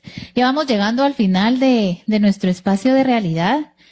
Y quisiera ir cerrando también un poco en este tono de esperanza y de como tú nombrabas, hermana, en tu presentación, como la anunciación también, ¿no? Es decir, esos anuncios, o cómo podemos nosotros también anunciar el reino de Dios también desde la ROA, porque sin duda ya ha sido repetido en este espacio que el sistema político o lo que estamos viviendo hoy no son procesos aislados, son también tejidos que los actores tradicionales de alguna manera han logrado sostener y cuidar, porque también los cuidan para seguir en el poder. Pero más allá de eso, nosotros como personas, como seres humanos, como reino de Dios, también somos un ecosistema de sentires, de vidas, de historias. Tú nombras mucho regresar al origen, y me gusta mucho eso, porque sin duda, si no, vamos por el mundo perdidos, sin saber también quién somos y dónde está nuestra raíz. Y entonces yo ahorita escuchándoles, yo también quisiera como poner aquí en la conversación esos símbolos de esperanza que hemos encontrado en nosotras y nosotros en estos meses. Porque me parece que han habido muchos símbolos de resistencia y esperanza que han tratado de acompañar, por ejemplo, a las organizaciones que han estado metiendo amparos en lo legal, que han sido importantes y que sin duda también han tenido su límite.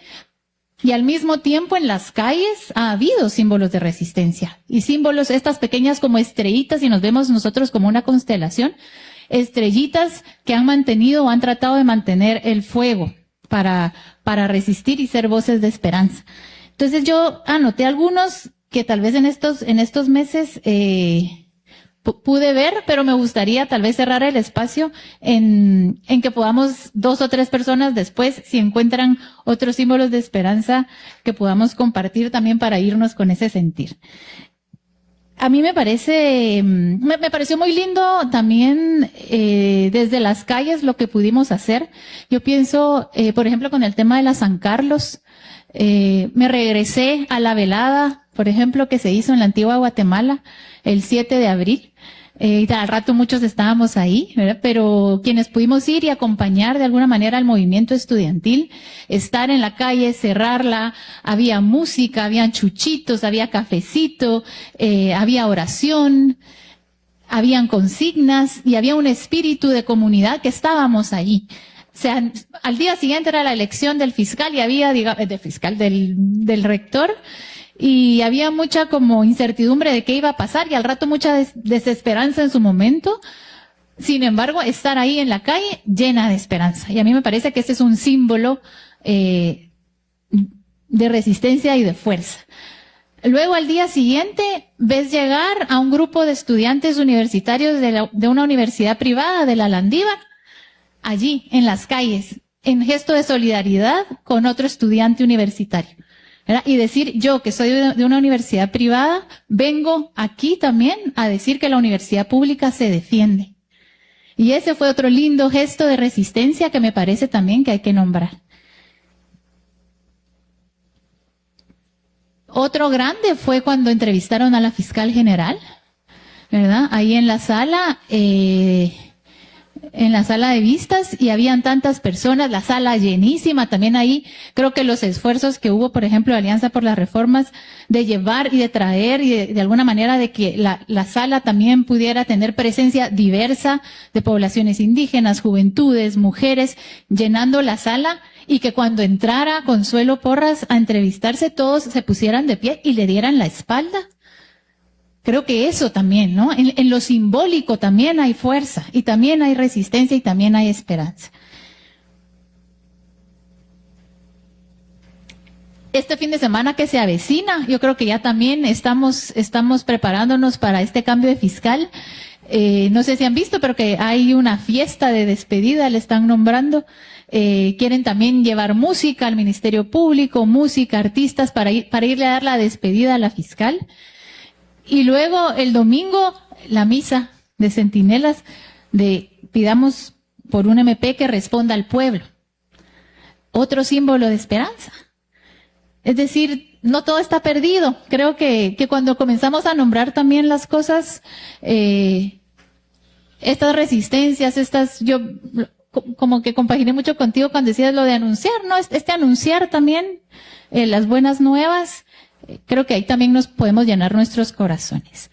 Así que antes de cerrar, no sé si alguna persona quisiera nombrar otro símbolo de esperanza que han visto desde sus comunidades, desde sus parroquias en estos meses, tal vez algún momento de oración que realizaron. Lisa, yo quería decir que la lucha de los estudiantes de la USAT y de los maestros, el que lograran ganar todo eso que ganaron, para mí fue una luz de esperanza, y decir, hay esperanza todavía, aunque se hizo el fraude, pero fue muy bonito como el lograr el que la universidad se despertara y dijera podemos. Eso para mí es como muy simbólico y bonito. Muchas gracias, hermana Rosa. ¿Alguien más? Bueno, la hermana Rosibel nos decía que la RUA está allí, solo que a veces la asfixiamos. Yo creo que tal vez con este último momento es, bueno, démosle fuego a lo que ya nació, a lo que ya también las estrellitas de esperanza que están brillando, así que desde ahí tomemos nuestra fuerza para este camino que nos viene ya para el 2027. Buenas tardes, ¿qué tal están? Qué gusto volver a verles y sentir también dentro de la casa de Confregua el poder compartir la palabra, el poder compartir también el análisis que nos profundiza nuestra realidad. Como parte del equipo de análisis de coyuntura, que está conformado por varias organizaciones, como ustedes saben, en el centro de la mesa tenemos nuestras velas que representan la luz. Cada color tiene un significado distinto que nos acerca a la luz, que nos acerca al descanso, a poder profundizar, que nos acerca a la energía del aire, del agua, del fuego, de la tierra, al corazón de la madre tierra y al corazón del cielo. Entonces, como signo de agradecimiento también a ustedes por compartirnos su tiempo, su experiencia, su conocer y saber, les pedimos que puedan tomar una vela con el que ustedes se conecten y agradecerles y pedirles siempre que sigan siendo luz para estos espacios que mucho lo necesitamos. Y a todos en redes también les agradecemos mucho el acompañarnos, el estar siempre. Les invitamos siempre al siguiente análisis de coyuntura. Suscríbete, dale like y comparte.